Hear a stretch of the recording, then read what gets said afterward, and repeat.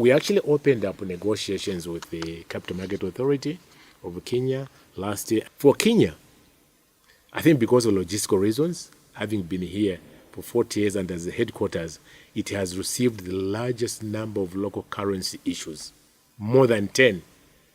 It goes back as well as the early 2000s. The last one was 2013, whereby we issued $50 million equivalent. And then it was about, when the shilling you put at 100, it was about 5 billion.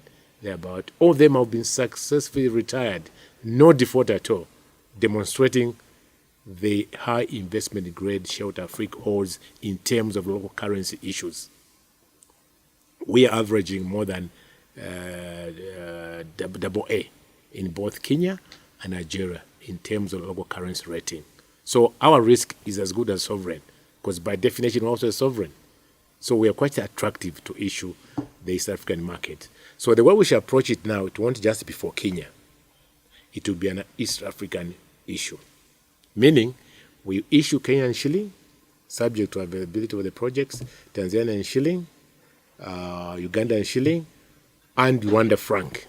So the plan was to do a $500 million equivalent in local currencies for the East African. So we're calling it an African issue, so that we're not just specific to one country, And that's why we look forward to a monetary union when all these countries will have one currency, like the CFA zone, the ZOF zone in West Africa, whereby, again, there we have done 5 issues of more than 70 million.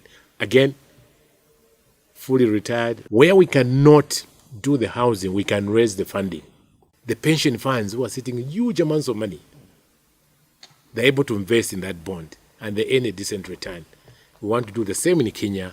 NSSF, is a very huge, pension fund. We want to take the liquidity, bring into housing.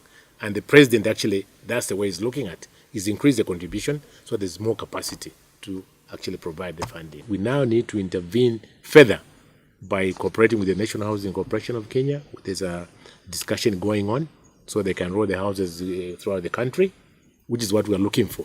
We're not just looking for housing in the commercial cities of Mombasa, Nairobi, Kisumu, or in case of Nigeria, you want in Lagos or Abuja. No, it has to be holistic in all the countries.